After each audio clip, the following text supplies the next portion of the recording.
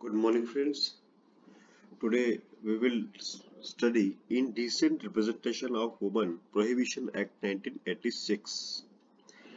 महिलाओं का अभद्र रूपण की रोकथाम अधिनियम 1986। पहले समझते हैं ये एक्ट की जरूरत क्यों पड़ी है। अच्छा, पहले ये बता दूं कि ये एक्ट जो है कई कॉम्पिटिटिव एग्जाम में यूजफुल होता है, लॉयर्स के लिए भी इम्पोर्टेंट है और एज अ पब्लिक भी इम्पोर्टेंट है कि उन्हें पता होना चाहिए कि क्या किस तरह की चीज को डिसेंट रिप्रेजेंटेशन ऑफ वुमन माना जाता है, किसको नहीं माना जाता है। बेसिकली आपने कई बार एडवर्टाइजमेंट में देखा होगा, in many advertisements, be it Coca-Cola, be it cold drink or dress or shoes or whatsoever, in many advertisements woman is uh, giving the ad, woman is in the main act to advertise anything. While advertising these things, body of woman is used in different manners. Sometimes it may be indecent to woman, disrespectful to the woman, or this may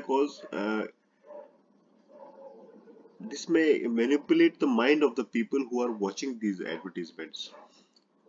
लोगों के देखने वालों के mind को दूषित करने वाले advertisement कई बार पेश किए जाते हैं। तो ऐसे में इस तरह के जो इनडिसेंट रिप्रेजेंटेशंस हैं, अभद्र रूपण है, अभद्र तरीके से महिलाओं को पेश करना है, उसको रोकने के लिए ये अधिनियम लाया गया था 1986 में। तो ये एक्ट मुख्यतः बात करता है विज्ञापन के माध्यम से या पब्लिकेशन के माध्यम से महिलाओं के इनडिसेंट रिप्रेजेंटेशन को रोकने में इसको नोटिफाई किया गया। तो अब इसको एग्जाम के पॉइंट ऑफ व्यू से हम जानते हैं, तो इसमें सबसे छोटा सा एक्ट है ये, इसके अंदर मात्र 10 सेक्शंस है। आप देख सकते हैं यहाँ पर ओनली 10 सेक्शंस, 10 सेक्शन का एक्ट है ये। इसके अंदर कोई भी पार्ट या चैप्टर्स नहीं है, सीधा 1 to 10 सेक्शंस है। 1 to 10 सेक्शंस में क्या क्या है? पहला है short title, extent and commencement की इसका नाम क्या होगा, कहाँ लागू होगा, कब लागू होगा। सेक्शन 2 है जो डेफिनेशंस की बात करती है। सेक्शन 3 है वो prohibition of advertisement containing indecent representation of woman, महिलाओं के अभद्र रूपण की रोकथाम विज्ञापन के माध्यम से करने को रोकती है। सेक्शन 4 प्रोहिबिशन ऑफ पब्लिकेशन और सेंडिंग, ऊपर वाली 3 बात कर रही थी एडवर्टीजमेंट की, 4 बात कर रही है पब्लिकेशन की। Sending by post, books, pamphlet containing indecent representation of woman, मतलब ऐसे पब्लिकेशन या प्रकाशन को रोकने के लिए बुक्स हो चाहे पैम्पलेट हो जो जिसके अंदर इनडिसेंट रिप्रेजेंटेशन ऑफ वुमन हुआ है। अब जाहिर सी बात है, ये तो प्रोहिबिशन जब हो गई तो उसको लागू कैसे करेंगे आप? इसके लिए किसी को पावर देनी होती है, तो power to enter and search किसको दी गई है वो सब आगे हम डिटेल में पढ़ेंगे। अब इस एक्ट के प्रावधानों का उल्लंघन कोई करेगा तो उसके लिए क्या पेनल्टी होगी, वो सेक्शन 6 में है। अगर कंपनी अपराध करती है तो किस तरह से कौन रेस्पॉन्सिबल होगा, वो सेक्शन 7 में है। ऑफेंस इसके संज्ञेय होंगे कि जमानती होंगे कि नहीं होंगे, वो सेक्शन 8 में है। वैसे बहुत सिंपल है, इसमें इसके ऑफेंस जो है कॉग्निजेबल यानी कि गैर संज्ञेय अपराध होंगे, बिना वारंट के गिरफ्तार किया जा सकता है अपराधी को, और बेलेबल होंगे, जमानती अपराध होगा जो 436 सीआरपीसी में पड़ते हैं। सेक्शन 9 कोई व्यक्ति अगर गुड फेथ में काम कर रहा है तो उसके हितों की रक्षा के लिए सेक्शन 9 है। और सेक्शन 10 है पावर टू मेक रूल्स, इस एक्ट को लागू करने में रूल बनाने का पावर किसको होगा, यह है सेक्शन 10 में। अब हम 1 बाय 1 आगे बढ़ते हैं। यह है इसका ऑब्जेक्टिव। अगर हमको ऑब्जेक्टिव पता है तो हम इस एक्ट के सारे सेक्शंस को ऐसे ही समझ जाएंगे। ये एक्ट क्या बोल रहा है? The an act to prohibit, रोकने की बात कर रहा है, मना करने की बात कर रहा है। ये एक्ट किसके लिए है? This is an act to prohibit, मना करने के लिए है, ये रोकने के लिए है। क्या? इनडिसेंट रिप्रेजेंटेशन ऑफ वुमन, महिलाओं का अभद्र रूपण। कैसे? थ्रू एडवर्टीजमेंट्स, विज्ञापनों के माध्यम से, और इन पब्लिकेशंस में कोई भी प्रकाशन हो सकते हैं, जैसे राइटिंग में हो या पेंटिंग में हो या फिगर में हो और किसी भी तरीके से हो। And for the matters connected therewith or incidental देयरटू, और इससे जुड़े मामलों के लिए। यही प्रोहिबिशन हम आगे सेक्शन 3 और 4 में भी पढ़ेंगे। कुल मिला के महिलाओं के अभद्र रूपण को रोकने के लिए एक्ट लाया गया है। और ये एक्ट रोकेगा कैसे? विज्ञापनों में अगर कोई ऐसा अभद्र रूपण है तो उसको रोकने के लिए है, और प्रकाशनों में कोई अभद्र रूपण है तो उसको रोकने के लिए है। ये इसका मेन ऑब्जेक्ट है। अब जब ये ऑब्जेक्ट आपको समझ में आ गया तो इस एक्ट में अब कुछ भी नहीं है। इस ऑब्जेक्ट को पूरा करने के लिए जो जो प्रावधान आवश्यक होंगे वही प्रावधान इस एक्ट में आगे आपको मिलेंगे। अब हम चलते हैं one by one. Section 1 short title and commencement. इस एक्ट का नाम क्या होगा? Indecent representation of women prohibition act 1986। ये कहाँ लागू होगा? पूरे भारत में लागू होगा। पहले जम्मू कश्मीर एक्सेप्शन हुआ करता था, लेकिन अब जम्मू कश्मीर एक्सेप्शन नहीं है, वहां पे भी ये एक्ट लागू होता है। और इसका प्रभाव में आएगा जिस दिन इसको ऑफिशियल गजट में नोटिफाई कर दिया गया था। ठीक है जी। कब नोटिफाई किया गया था वो यहाँ पे आप देख सकते हैं। 25 सितंबर को 2 अक्टूबर 1987 इसकी इफेक्टिव डेट बताई गई कि 2 अक्टूबर महात्मा गांधी का जन्मदिन है, इतना से याद रखना है। 1986 में पास हुआ। उसके अगले साल 1987 के 2 अक्टूबर को ये प्रभाव में आया। और ये नोटिफाई कब हुआ? 25 सितंबर 1987 को। तो ये दो डेट यहाँ पर याद रखने की। 25 सितंबर 1987 को ये पब्लिश हुआ और उसके 7 दिन बाद यानी महात्मा गांधी के बर्थडे पे ये एक्ट फोर्स में आ गया भारत के अंदर। ठीक है जी, ये हो गया। अब आता है सेक्शन 2। सेक्शन 2 में सेक्शन सी सबसे ज्यादा इंपॉर्टेंट है। सबसेक्शन सी सबसे ज्यादा इंपॉर्टेंट है। अब बाकी भी हम जल्दी जल्दी देख लेते हैं। पहला है एडवर्टीजमेंट। विज्ञापन क्या होता है हम देखते हैं। विज्ञापन कैसे होता है? विज्ञापन अखबार में भी आते हैं, टीवी में भी आते हैं, मेल में भी आते हैं, आजकल तो सोशल मीडिया में भी आ रहे हैं। तो विज्ञापन क्या होता है? बेसिकली किसी चीज को बेचने के लिए एक तरह का प्रेजेंटेशन होता है ना? उसी को हम विज्ञापन कहते हैं, जिसको हम आंखों से देखते हैं।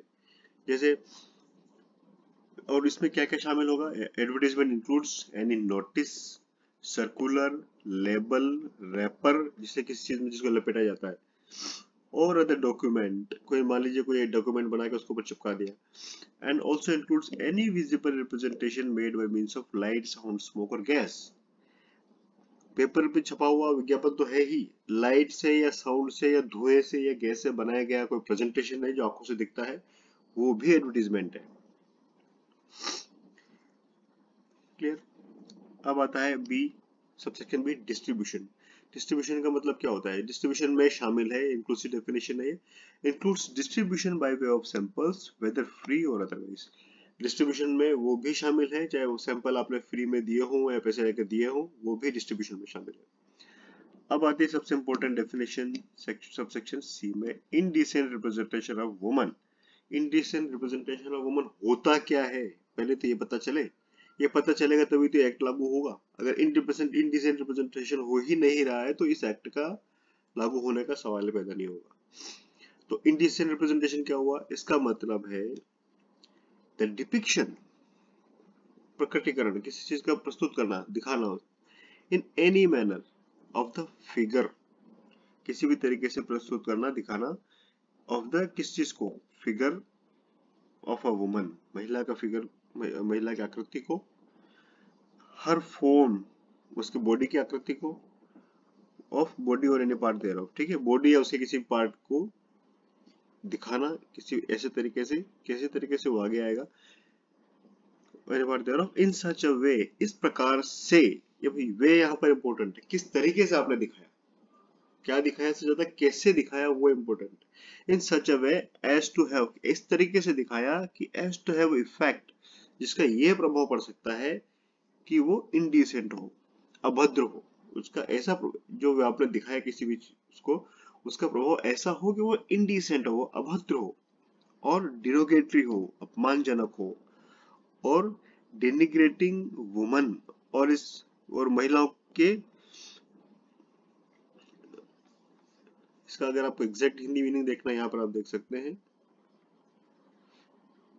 किसी स्त्री अशिष्ट रूपण का मतलब होता है किसी स्त्री की आकृति, उसके रूप या शरीर या उसे किसी अंग का किसी ऐसी रीति से या ऐसे रूप में चित्रण करना विपरीत है जिसका प्रभाव अशिष्ट हो, इंडिसेंट हो, अथवा जो स्त्रियों के लिए अपमानजनक हो, डिरोगेटरी हो, और डेनिग्रेटिंग हो, निंदनीय हो। ये तीन चीजें आ रही है तो वो इंडिसेंट रिप्रेजेंटेशन होगा, या जिसमें लोक नैतिकता या नैतिक आचार के विकृत, भ्रष्ट या क्षति होने की संभावना हो, या विज्ञापन में जिस तरह से दिखाया जा रहा है उससे लोक नैतिकता, लोगों में नैतिकता या उनके आचरण को वो विज्ञापन भ्रष्ट कर दे, विकृत कर दे या क्षति कर दे, तो वो भी इनडिसेंट रिप्रेजेंटेशन है।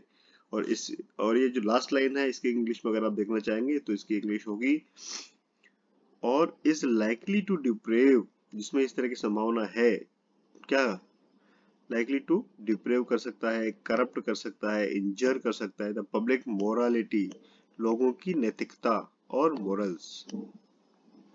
तो ये सब प्रभाव अगर आते हैं, इस तरह से प्रेजेंट किया जाता है, तो इंडिसेंट रिप्रेजेंटेशन ऑफ वुमन माना जाएगा। अगर ये हो गया तभी एक्ट लागू होगा। ठीक है जी। नेक्स्ट है लेबल। लेबल तो सिंपल हमने देखते ही किसी बॉक्स का लेबल हो सकता है, वही लेबल है। Label means any written, marked, stamped, printed graphic matter affixed to or appearing upon any package. खत्म।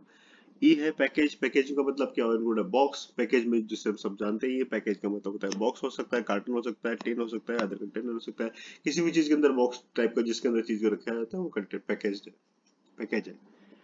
नेक्स्ट है प्रेस्क्राइब। प्रेस्क्राइब का मतलब होता है जो इस रूल में, इस एक्ट में रूल्स प्रेस्क्राइब करते हो, दैट्स इट। अब आते हैं इंपोर्टेंट सेक्शन 3 पे। सेक्शन 3 क्या बोलती है? Prohibition of advertisement containing indecent representation of women. No person shall publish, ये मना कर रहा है क्या? No person shall publish or cause to be published or arrange or take part in publication or exhibition of any advertisement which contains indecent representation of women in any form. ये बोल रहा है कि कोई भी व्यक्ति ऐसा कोई प्रकाशन नहीं करेगा, कोई भी, हाँ, कोई भी ऐसा विज्ञापन या पब्लिकेशन या एग्जीबिशन है, किसी भी विज्ञापन को इस तरह से पब्लिश नहीं करेगा या एग्जिबिट नहीं करेगा या पब्लिश करने में सहायता भी नहीं करेगा जिस विज्ञापन में महिलाओं का अभद्र रूपण हुआ हो। बस ऐसे विज्ञापन को रोकने की बात कर रहा है सेक्शन 3। सेक्शन 4 क्या बोलता है? ये पब्लिकेशन की बात कर रहा है। ऊपर वाला विज्ञापन की बात करता था, 4 पब्लिकेशन की बात करता है। कंटेक्स्ट क्रक्स बात का वही है। सेक्शन 4 क्या बोलती है? No person shall produce or cause to be produced, sell, let to hire, distribute, circulate or send by post any book, pamphlet, paper, slide, film, writing, drawing, painting, photograph, representation or figure which contains indecent representation of woman in any form। क्या बोल रहा है ये?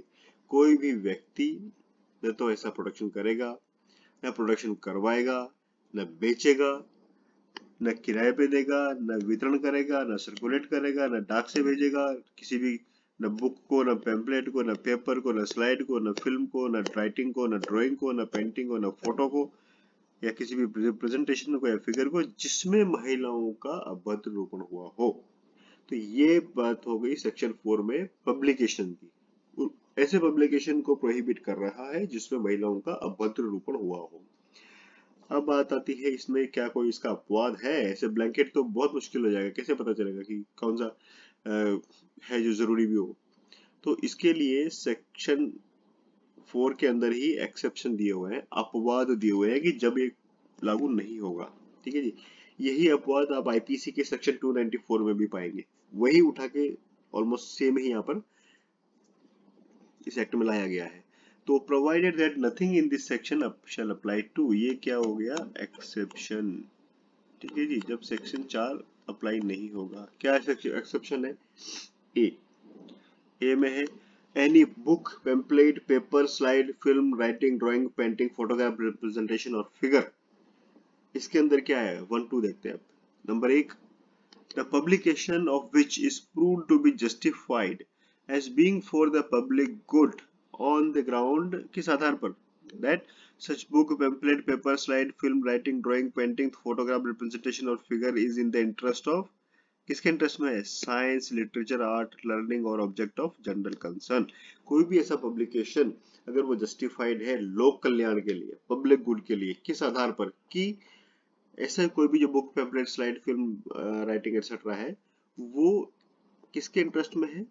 Science के, विज्ञान के, साहित्य के, कला के और सीखने के लिए या अदर सामान्य लोगों के कल्याण के लिए आवश्यक है, तभी वो जस्टिफाइड है, तब उस पे सेक्शन 4 का प्रोहिबिशन अप्लाई नहीं होगा, अदरवाइज अप्लाई होगा। तो पहला अपवाद ये हो गया, लोकहित में होना चाहिए। दूसरा क्या है, which is kept or used bona fide for the religious purposes, जो धार्मिक उद्देश्यों के लिए सदविश्वास में जिसको रखा गया है धार्मिक उद्देश्यों के लिए, गुड फेथ में होना चाहिए, ऐसा नहीं पागल बनाने के लिए कुछ भी उसमें डाल दिया। ठीक है, अब आता है ए के, हमने 2 अपवाद पढ़े, यहाँ पर 3 अपवाद है, ए बी सी। ए ऊपर हो चुका था, ये बी है और ये सी है। ए के अंदर 2 थे, अब बी के अंदर भी 2 है। बी के अंदर क्या है, ये भी अपवाद है, any representation sculptured engraved painted और अदरवाइज रिप्रेजेंटेड और इन। अब कोई भी रिप्रेजेंटेशन जो किसी के अंदर है, छपा हुआ है या गुदा हुआ है, किसके अंदर, एनी एंशिएंट मॉन्यूमेंट, प्राचीन मॉन्यूमेंट के अंदर, with in the meaning of ancient monument and archaeological sites and remains act. Ancient monument and archaeological sites and remains act के अंदर जो एंशिएंट मॉन्यूमेंट है, प्राचीन मॉन्यूमेंट है, उसकी परिभाषा में आता हूं, या एनी टेम्पल और एनी कार, कोई भी मंदिर या कार जिसको यूज किया जाता है मूर्तियों को रखने या लाने ले जाने में धार्मिक पर्पज से, तो वहां पर भी सेक्शन 4 की प्रोहिबिशन लागू नहीं होगी। जाहिर सी कॉमन सेंस की बात है, अगर अब मंदिर में भी कई तरह की मूर्तियां प्राचीन जो महत्व को प्रकट करती हुई होती हैं, तो उसमें आप प्रेजेंट कॉन्टेक्स्ट को आप अप्लाई करेंगे तो वो naturally against the object of that हो जाएगा। तो और उस अगर किसी कार पे भी अगर बैन लगा देंगे तो मूर्तियों को इधर से उधर लेके जाना होगा या कहाँ पर कहीं पर ट्रांसफर करना होगा, तो फिर कैसे अप्लाई होगा, इसलिए सेक्शन 4 में ये 2 एक्सेप्शंस हैं। अब तीसरा एक्सेप्शन क्या है इसका, बी के बाद, सी, एनी फिल्म, कोई भी film, in respect of which provisions of part 2 cinematograph act 1952 will be applicable. जहां पर सिनेमाटोग्राफ एक्ट 1952 के पार्ट 2 में जहां अप्लाई होता है, वहां पर भी कोई फिल्म है, उसके ऊपर भी सेक्शन 4 का प्रोहिबिशन लागू नहीं होगा, क्योंकि वहां पर अलग अरेंजमेंट है सेक्शन करने के लिए। ठीक है जी, तो ये हो गया सेक्शन 3 और 4 में प्रोहिबिशंस। अब आते हैं हम सेक्शन 5। अगर ये प्रोहिबिशंस तो है, तो उसको लागू करने के लिए क्या करेंगे, क्या पावर होगा, तो power to enter and search, प्रवेश करने और सर्च करने का पावर इस सेक्शन 5 में दिया गया है। 2 पावर इसके अंदर है, एंटर करने का, सर्च करने का। अब किसको क्या पावर होगी हम इसको समझते हैं, आइए। Subject to such rules as been prescribed any gazetted officer, कोई भी राजपत्रित अधिकारी, कौन सा, authorized by the state government, may within the local limits of area for which he is so authorized, कोई भी गजेटेड ऑफिसर जिसको स्टेट गवर्नमेंट ने ऑथराइज किया है, किसने, स्टेट गवर्नमेंट ने, एक्ट सेंटर का है लेकिन स्टेट गवर्नमेंट ऑथराइज करेगी, अपने लोकल लिमिट्स में क्या क्या काम कर सकता है, ये 3 काम करेगा, एंटर, सीज, एग्जामिन, घुसेगा, जब्त करेगा, जांच करेगा, सिंपल। ये 3 बात ध्यान रखनी, बाकी आप पढ़ देते।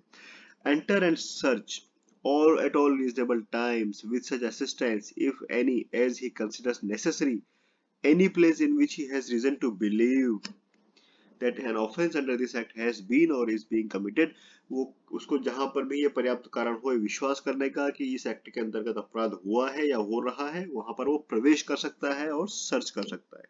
ठीक है जी।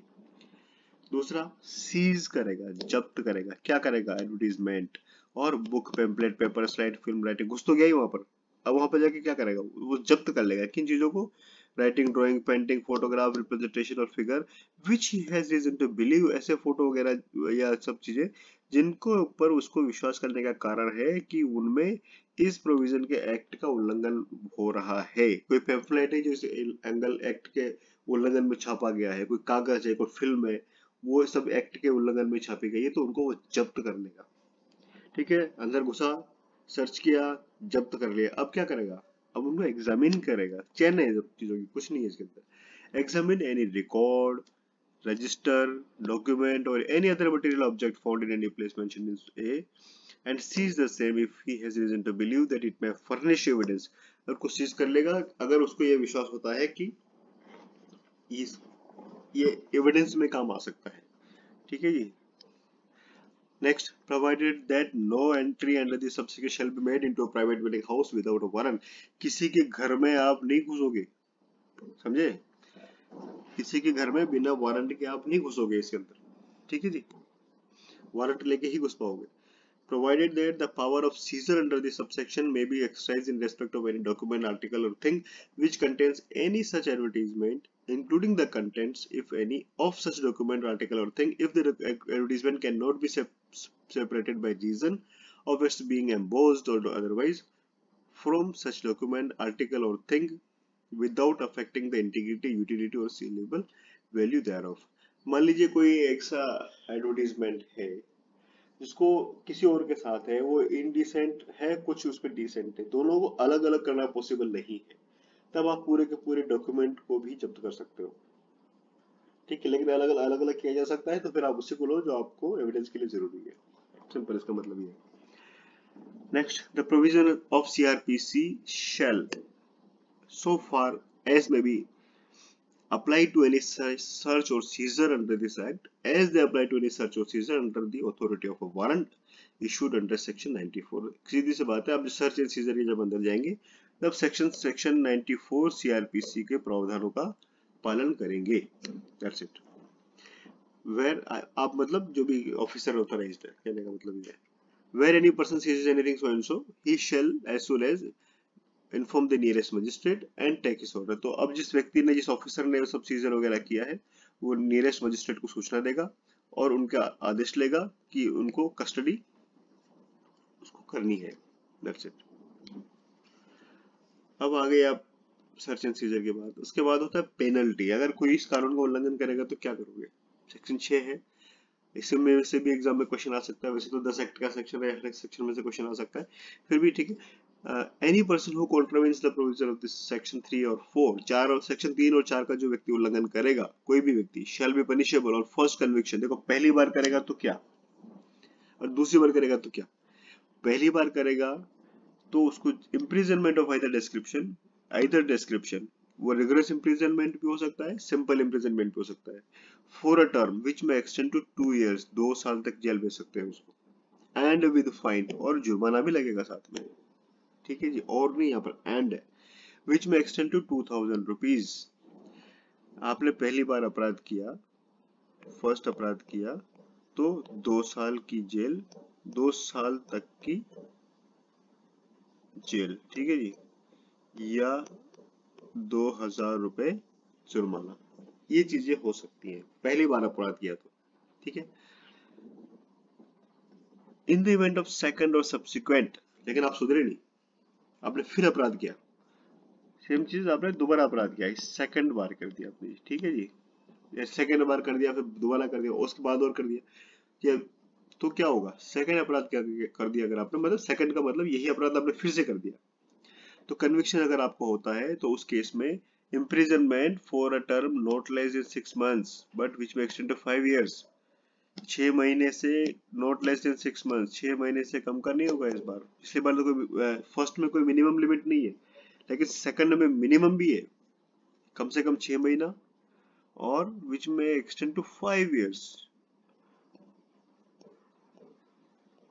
which may extend to 5, जो 5 साल तक का हो सकता है, ठीक है जी। फर्स्ट टाइम में 2 साल तक ही था मैक्सिमम, इस बार सेकंड टाइम में मैक्सिमम 5 साल तक का है, एंड और also with a fine not less than 10,000 rupees but which may extend to 1 lakh rupees. और जो फाइन है वो नॉट लेस देन कितना, 10,000। वहां पर तो मैक्सिमम 2,000 था पहली बार में तो, लेकिन दूसरी बार में कम से कम 10,000 और मैक्सिमम 1 लाख रुपए, इसका 10 गुना है 10 का, ठीक है जी। तो अगर आप दोबारा अपराध करेंगे इस एक्ट में तो 1 लाख रुपए तक का जुर्माना आपको लग सकता है, 5 साल तक की जेल हो सकती है, सब्जेक्ट टू मिनिमम कम से कम 6 महीना और कम से कम 10,000 रुपए। ये हो गया इसका पेनल प्रोविजन। फर्स्ट बार करेंगे तो क्या, सेकंड बार करेंगे तो क्या, ठीक है जी। अब आती है सेक्शन 7, ऑफिसर्स बाय कंपनीज। ये तो बहुत सिंपल है, जो एक ऑफिसर रेस्पॉन्सिबल होगा, ठीक है, तो वही रेस्पॉन्सिबल होगा, और वो अगर ये प्रूव कर देता है कि नहीं जी मैंने पूरी कोशिश की थी अपराध को रोकने की, मेरे इसमें कोई गलती नहीं है, मुझे इस बात की कोई जानकारी नहीं है, तो वो व्यक्ति अपने डिफेंस में सब बातें बोल सकता है। जनरली सभी एक्ट में सिमिलर प्रोविजन होता है। और यहाँ पर कंपनी का मतलब बॉडी कॉर्पोरेट है, बॉडी कॉर्पोरेट में फर्म भी, फर्म और एसोसिएशन ऑफ इंडिविजुअल, सबके ऊपर यह सेक्शन उस तरह से अप्लाई होगा। और डायरेक्टर का मतलब होता है, डायरेक्टर की बात हो रही तो फर्म के केस में पार्टनर को आप डायरेक्टर मान लीजिए लाइबिलिटी के पर्पज से, ठीक है। अब आ गया सबसे important section, section 8।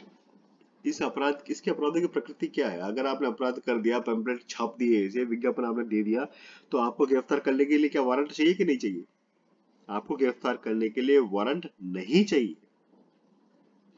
Cognisable offence है। आप देखिए यहाँ पर, भले ही ऑफेंस की फर्स्ट टाइम ऑफेंस में लिमिट 2 साल तक का मैक्सिमम है, लेकिन ये अपराध कोग्निजेबल है इसके एक्ट के अंतर्गत। नथिंग कंटेंट ये और सीआरपीसी में कुछ भी लिखा हो तो भी an offence punishable under this act shall be bailable. एक तो इस अपराध, इसके अपराध जो है वो बेलेबल होंगे, जमानती होंगे।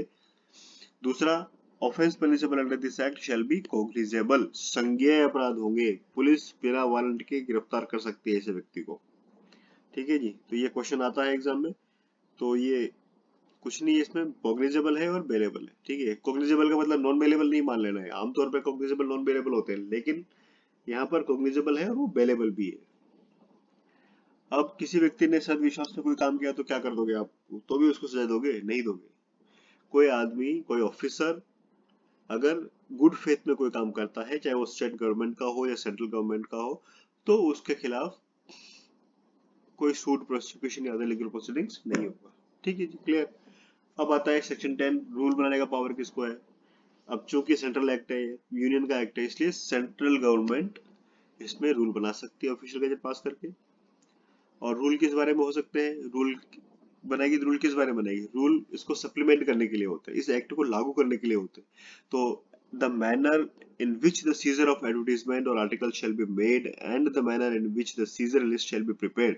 देखिए यहाँ पर मैनर बता रहा है। मैनर किस बात का? तरीका किस चीज का? सीज करने का तरीका, एडवर्टीजमेंट वगैरह को। दूसरा, manner in which the seizure list shall be prepared, जो सीजर किया गया उसको लिस्ट को किस तरीके से बनाया जाएगा, उस तरीका। And deliver to the person to whom for whom from whose custody any advertisement or other article has been seized। देखो 3 मैनर हो गए यहाँ पर। मैनर, सीज करने का मैनर, एडवर्टाइजमेंट को आपने कैसे सीज करना है, किस तरीके से सीज करना है। दूसरा, manner in which the seizure list will be prepared, किस तरीके से आप सीजर लिस्ट बनाओगे। और जिस व्यक्ति से जब्त किया था उसको वापस डिलीवर भी तो करना है, लेके थोड़ी बैठ जाएंगे हम। उसको डिलीवर करने का क्या तरीका होगा, वो इसमें बात की गई है। और क्या होगा? Any other matter which may be required, और मैं भी प्रेस कर बाकी जो भी जरूरत पड़े उसकी। ठीक है, और इसके अंदर जो भी रूल्स बनाए जाएंगे वो पार्लियामेंट में लेके जाएंगे 30 डेज के लिए। सब जनरल प्रोविजन है, इसमें पढ़ लीजिए, नहीं पढ़ना है पढ़िए, नहीं पढ़ना है छोड़ दीजिए इसको। क्वेश्चन आने की संभावना इसमें से बहुत कम है। ठीक है जी, तो ये था आपका indecent representation of woman act. Total 10 section है इसके अंदर। कॉग्निजेबल और बेलेबल ऑफेंस होंगे इसमें। महिलाओं के अभद्र रूपण की रोकथाम करता है ये अधिनियम। बहुत बहुत धन्यवाद।